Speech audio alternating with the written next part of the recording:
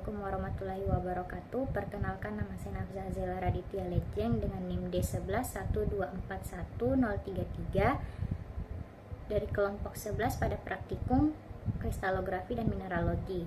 Jadi di kesempatan ini saya akan menjelaskan tentang mineral, kristal, sumbu kristal, dan juga sudut kristal. Jadi saya akan mulai dari materi pertama, yaitu mineral. Jadi mineral itu adalah suatu padatan yang terbentuk secara alamiah di alam yang dapat berlangsung secara kimia melalui proses kimia, fisika, dan mekanika. Jadi mekanisme dalam pembentukan mineral itu dapat terjadi akibat proses kristalisasi. Nah, proses kristalisasi juga berlangsung pada permukaan bumi dan juga pada bawah permukaan bumi. Untuk mekanisme terbentuknya mineral juga terjadi pada permukaan dan di bawah permukaan bumi melalui proses magmatisme. Nah, berikutnya itu adalah kristal. Kristal itu adalah benda padat yang secara kimia homogen dengan bentuk geometri tetap yang terbentuk dari komposisi atom-atom, ion-ion, atau molekul-molekul dengan susunan yang berulang dan jarak yang teratur dalam bentuk 3 dimensi, yaitu materi mengenai kristal. Jadi kristal itu berasal dari bahasa Yunani yang berasal dari kata krustalos yang terdiri dari kata krous yang artinya beku dan stelen yang artinya dingin. Jadi kristal itu mengacu pada kedua kata yang dapat kita artikan sebagai membeku karena proses pendinginan. Kristal juga sering sekali disebut sebagai hablur atau balur yang mengacu pada sifat fisik dari kristal juga yang bersifat hablur. Nah, kristal itu dapat kita definisikan sebagai padatan yang secara kimia homogen dengan bentuk geometri tetap sebagai gambaran dari susunan atom-atom yang teratur yang dibatasi oleh bidang banyak atau yang biasa disebut polihedral dengan jumlah dan kedudukan bidang-bidang kristalnya tertentu dan teratur. Kristal itu terbentuk melalui akibat proses kristalisasi yang memiliki penyusun atau penyusun teratur atom-atom atau molekul penyusunnya. Seringkali juga kristal berukuran sangat kecil untuk dapat dilihat tanpa bantuan mikroskop. Sedangkan bahan padat yang atom-atom atau molekul tersusun secara tidak teratur itu disebut dengan amor atau non-kristal. Berikutnya saya akan menjelaskan mengenai sumbu kristal. Jadi sumbu kristal adalah garis bayangan lurus yang menghubungkan dan menembus muka atau bidang muka kristal melalui pusat kristal dalam sistem kristalografi. Dalam sistem kristalografi, kristal itu memiliki 3 sumbu kristal dan ada juga yang memiliki 4 sumbu kristal. Nah, untuk sumbu pertama itu memiliki kedudukan secara lateral yang dibentuk oleh 2 bidang kristal yang saling berhadapan menembus bidang pada sisi depan dan pada sisi belakang. Untuk sumbu kedua itu memiliki kedudukan secara horizontal atau memanjang yang dibentuk pada 2 bidang kristal yang saling berhadapan menembus bidang pada sisi kanan dan bidang pada sisi kiri. Sumbu ketiga itu adalah sumbu vertikal yang menembus bidang pada sisi atas dan sisi bawah. Ketiga sumbu kristal tersebut selalu melalui dan bertemu pada pusat kristal. Kedudukan masing-masing sumbu kristal juga tersebut hampir mirip dengan yang biasa kita sebut sebagai koordinat kartesius atau kartesia. Koordinat kartesia itu dibentuk oleh 3 sumbu yang masing-masing memiliki kedudukan saling tegak lurus, yaitu yang biasa kita ketahui secara matematis, yaitu sumbu X yaitu sumbu horizontal, sumbu Y adalah sumbu vertikal, dan sumbu Z itu adalah sumbu lateral. Nah, pada sumbu kristal juga terbentuk seperti itu. Berikut akan saya jelaskan melalui gambar. Agar lebih mudah dipahami, ini adalah bentuk dari sumbu-sumbu kristal. Nah, untuk yang seperti dikatakan sumbu kristal yang memiliki 3 sumbu itu mirip seperti secara matematis, yaitu pada sistem koordinat. Jadi ada sumbu X, sumbu Y, dan sumbu Z. Jadi sumbu X itu mengacu pada bentuk garis horizontal yang membentang dari kiri ke kanan, dan sumbu Y itu membentang pada arah vertikal, yaitu atas ke bawah, dan sumbu Z itu adalah sumbu lateral atau yang memungkinkan terjadinya bentuk dari 3 dimensi. Nah, begini adalah bentuk dari sumbu kristal. Pun materi berikutnya mengenai sudut-sudut kristal. Sudut-sudut kristal itu terbentuk dari pangkalan sumbu-sumbu kristal, atau yang kita ketahui sumbu-sumbu seperti pada sistem koordinat. Nah, sumbu-sumbunya itu seperti sumbu X, Y, Z, yang pada sistem sudut kristal itu dinotasikan sebagai sumbu A, sumbu B, dan sumbu C. Dan pada sudut kristal itu dinotasikan sebagai sudut alfa, sudut beta, dan sudut gamma. Jadi seperti penggambarannya seperti ini.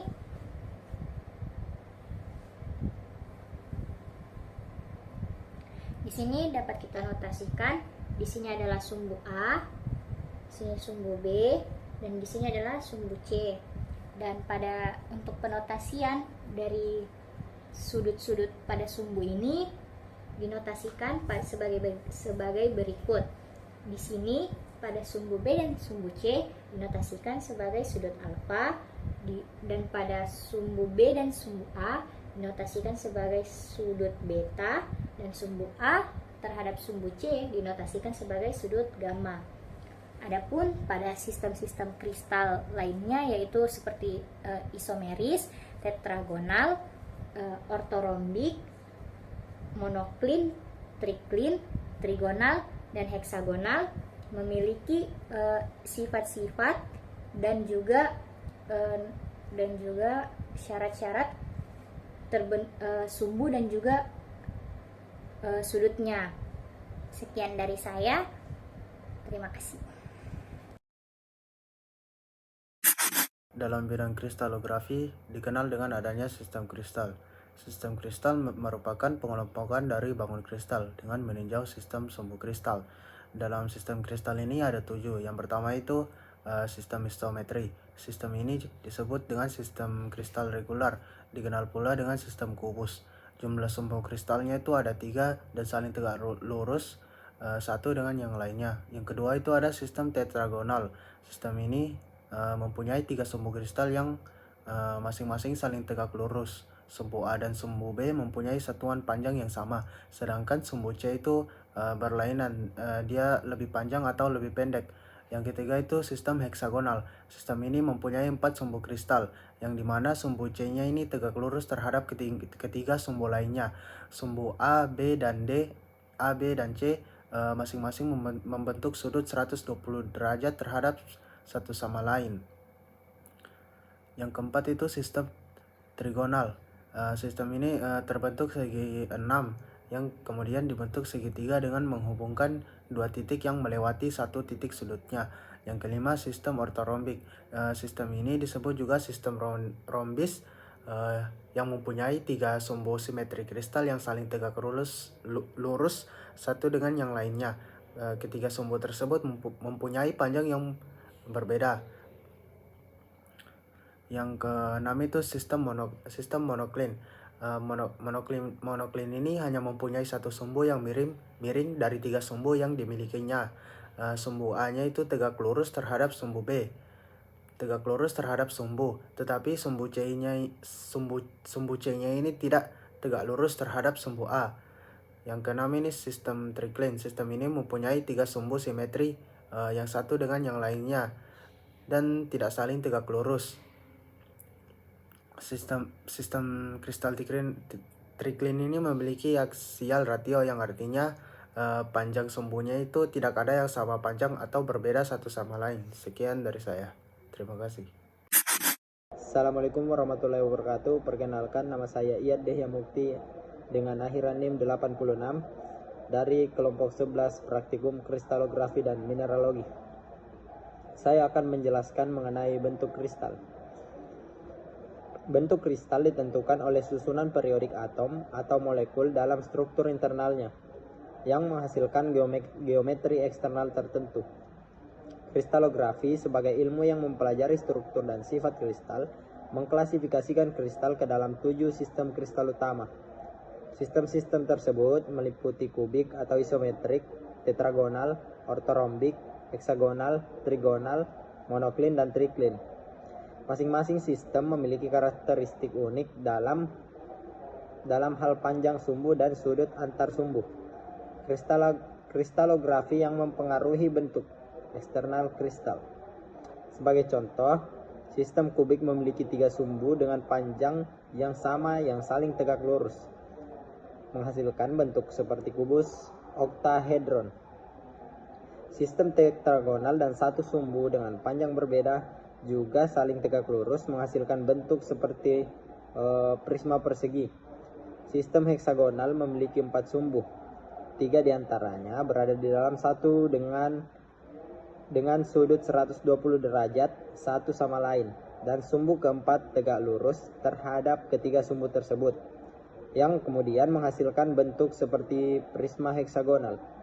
Pemahaman tentang sistem kristal ini juga sangat penting dalam mineralogi dan ilmu material, karena bentuk kristal dapat mempengaruhi sifat fisik dan kimia dari mineral tersebut. Sekian dari saya. Wassalamualaikum warahmatullahi wabarakatuh. Halo semuanya, perkenalkan nama saya Fakira Putri Basiloing dengan NIM D1112411012. Nah, pada saat ini saya akan menjelaskan mengenai materi bagaimana cara kita menentukan bidang kristal menggunakan indeks Miller yang sudah diketahui nilainya. Namun sebelum itu, saya akan memberikan penjelasan sedikit mengenai apa sih itu indeks Miller. Nah, jadi indeks Miller ini dia adalah sistem notasi pada kristalografi yang biasanya digunakan untuk menunjukkan kisi-kisi bidang dan arah dari sebuah kristal. Nah, jadi indeks Miller ini dia berhubungan dengan perpotongan bidang dengan sumbu dari sebuah unit cell.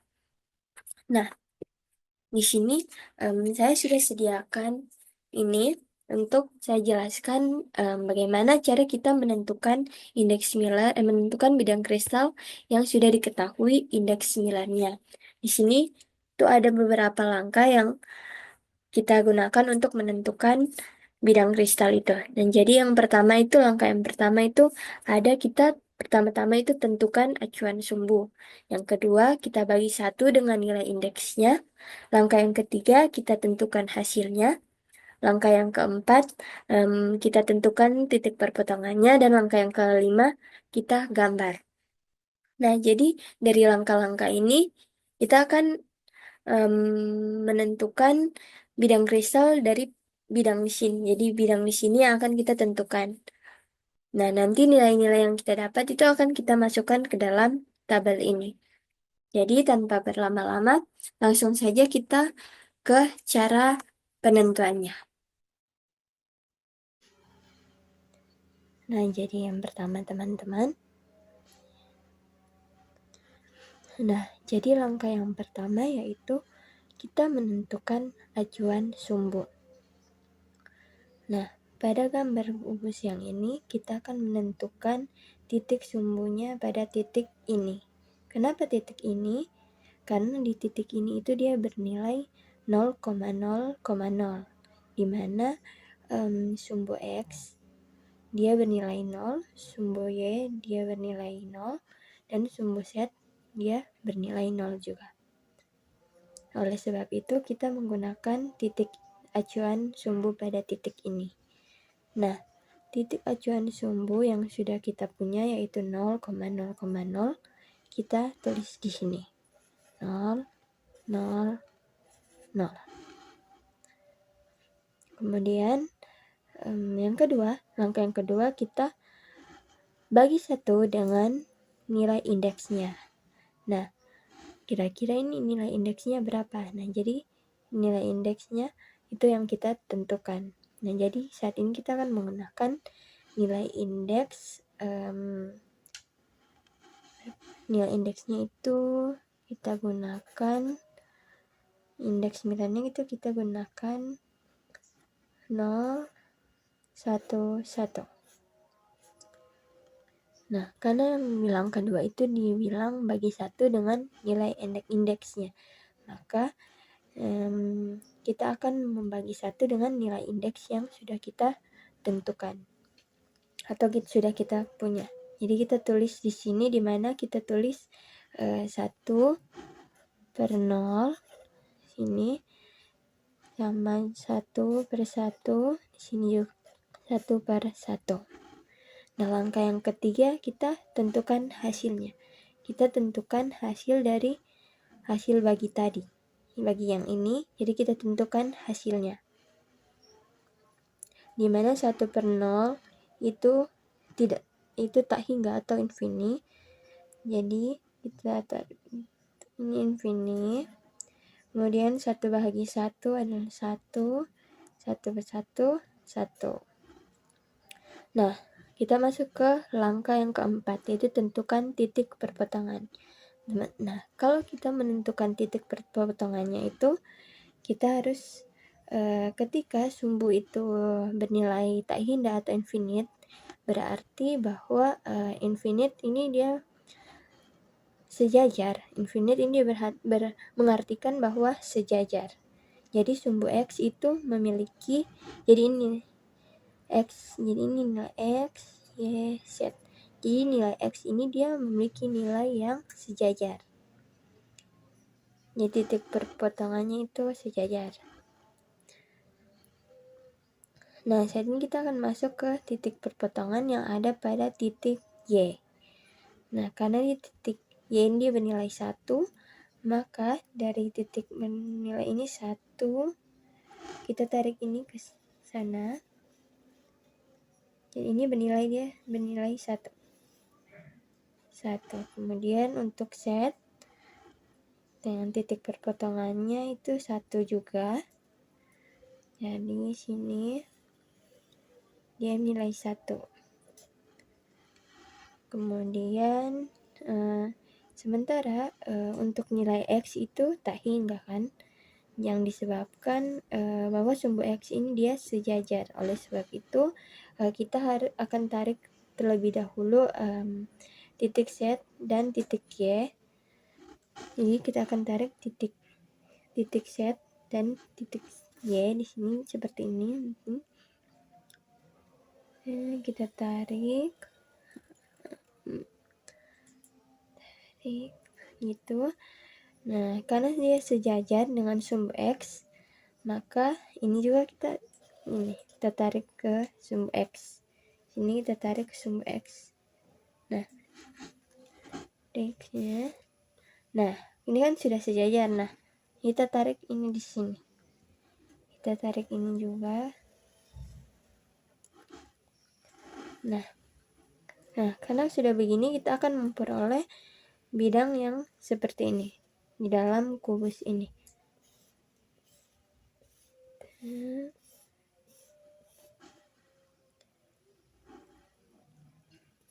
Nah, seperti ini. Nah, jadi pada tabel nomor 4 itu kita akan tulis sama seperti di nomor 3, di kolom nomor 3 itu infinite 1 juga 1. Yang kelima itu kan kita sudah selesai menggambar. Jadi ya di sini sudah gambar selesai karena kita sudah menggambar di sini. Nah, jadi seperti itu teman-teman cara untuk menentukan bidang menggunakan indeks Miller. Nah, kira-kira seperti itu. Nah, jadi seperti itulah cara kita menentukan bidang kristal menggunakan indeks Miller. Nah, jadi sekian pembahasan mengenai materi yang saya bawakan. Biarlah materi yang sudah saya sampaikan itu bisa dipahami dengan baik. Terima kasih. Baik, pertama-tama perkenalkan, saya Zakinan Rahman dengan NIM D111241055. Setelah mendengarkan atau mencermati penjelasan mengenai kristalografi dan mineralogi dari teman-teman saya sebelumnya, saya di sini akan menjelaskan bagaimana kami melaksanakan praktikum pada saat Sabtu lalu, yaitu mendeskripsikan sebuah maket kristal. Di sini kita akan menentukan apa sistem kristal dari maket kristal ini. Cara menentukan sistem kristal yaitu pertama-tama kita harus menentukan sumbu dari maket kristal yang ada di depan kita ini. Yang pertama yaitu sumbu A. Sumbu A adalah sumbu yang ketika kita melihat langsung ke depan maketnya, maka itu adalah sumbu A. Jadi sumbu A itu ditemukan dari arah pandang kita. Misalnya dari kamera, yaitu di sini, maka sumbu A adalah di sini. Yang berikutnya adalah sumbu B. Sumbu B itu ditemukan dari garis horizontal atau sisi horizontal dari maket ini. Misalnya horizontal yaitu ini. Lalu selanjutnya yaitu sumbu C yang merupakan garis vertikal dari sebuah maket ini. Jadi sumbu C-nya yaitu ini. Untuk menentukan sistem kristal, kita harus melihat atau menentukan apakah panjang dari sumbu A, B, dan C ini sama atau berbeda-beda. Yang pertama yaitu sumbu A, yang misalnya dari kamera adalah ini, kita dapat menentukan panjangnya dari sini. Panjangnya itu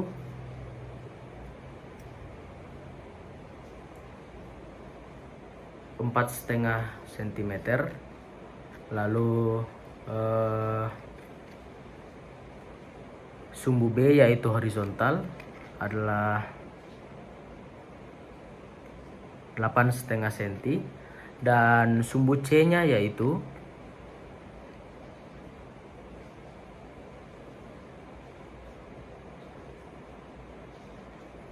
7 cm.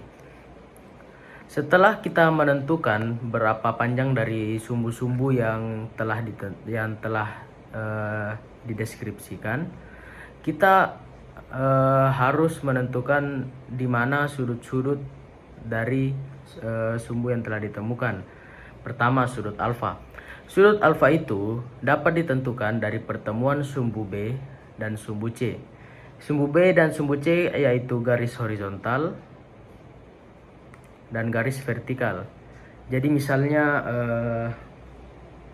ini adalah sebuah busur derajat, maka ini sumbu B, ini sumbu C.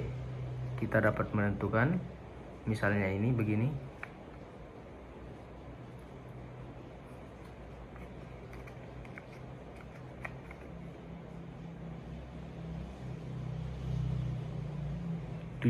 derajat. Jadi begitu ya, jadi sudut alfa itu ditentukan dari pertemuan sumbu B dan sumbu C. Sumbu B adalah garis horizontal dari maket, dan sumbu C adalah garis vertikal dari maket. Lalu sudut yang kedua yaitu sudut beta. Sudut beta ini dapat ditentukan dari pertemuan sumbu A dan sumbu C. Sumbu A adalah seperti yang kita tahu tadi ini, yang merupakan arah pandang kita, yaitu ini. Dan sumbu C. Jadi sudut beta ini adalah sudut yang merupakan pertemuan dari pertemuan sumbu A dan sumbu C. Sumbu C ini adalah vertikal dari maket. Jadi misalnya begini, lalu begini. Tunggu, saya hitung dulu.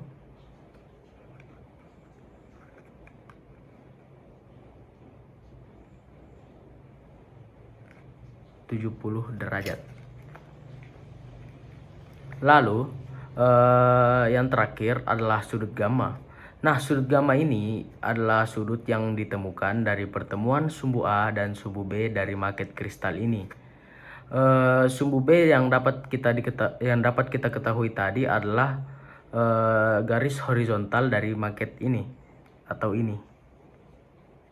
Agar kita dapat menentukan sudut ini, kita menggunakan alat bantu untuk mencerminkan sumbu A ini. Misalnya sumbu A adalah ini, jadi kita dapat menentukan dari ini. Dan kita menggunakan unsur derajat seperti begini.